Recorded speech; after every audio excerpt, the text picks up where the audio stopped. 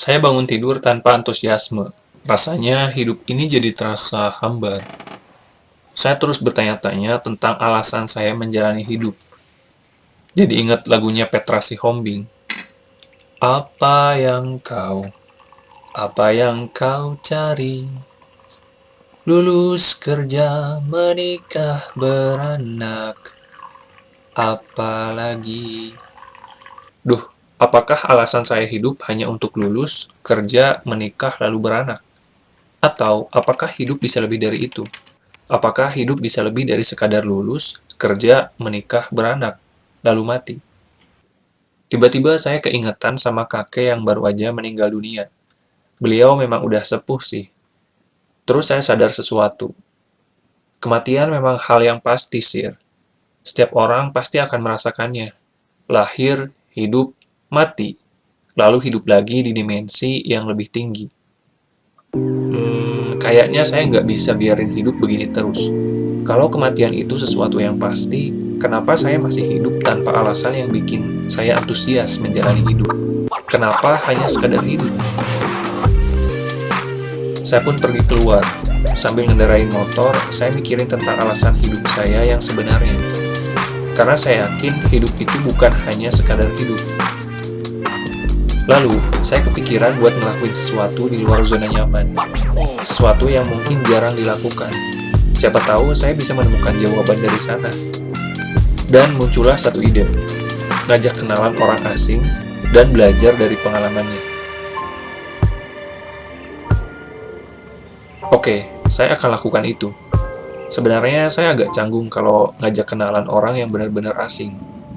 Suka bingung mau bahas apa. Tapi saya berusaha menyingkirkan kebingungan itu dan langsung take action. Saya tahu ini bakalan canggung. But, just do it lah. Itu pengalaman yang rasanya campur aduk. Saya merasa ada sesuatu yang berbeda. Awalnya memang canggung, tapi kesananya justru lebih nyaman. Lalu saya ke masjid sebentar buat sholat. Gak nyangka, saya merasa lebih antusias daripada sebelumnya. Ternyata ngelakuin sesuatu di luar kebiasaan atau di luar zona nyaman bikin hidup jadi lebih berwarna.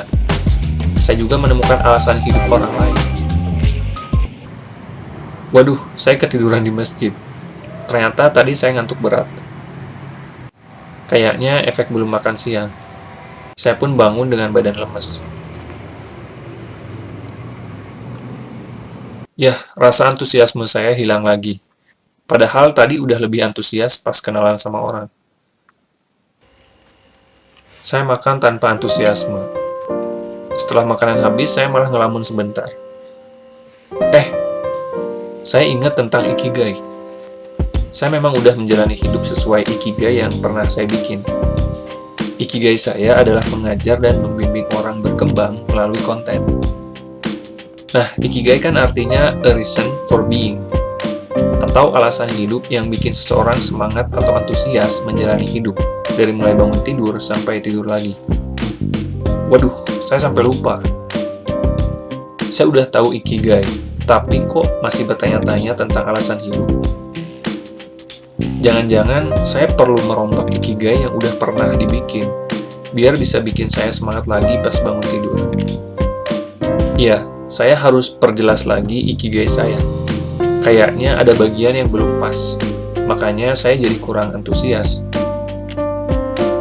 Saya coba perdalam lagi pemahaman tentang Ikigai. Lalu saya tulis ulang Ikigai saya. Dari mulai apa yang saya cintai, keahlian apa yang saya kuasai, apa yang saya pedulikan, dan cara saya mendapat penghasilan. Setelah proses tulis hapus, saya pun menemukan Ikigai yang baru. Ketika membacanya aja, saya merasa lebih antusias.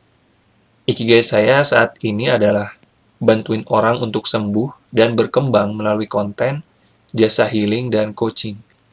Atau bantuin orang bertransformasi menjadi orang yang lebih sehat, hebat, dan bahagia. Saya pikir ini Ikigai yang lebih spesifik dan lebih baik dari sebelumnya. Kali ini saya nggak cuma fokus di konten, tetapi melayani jasa coaching juga. Oke deh, saya akan pegang ikigai yang baru ini.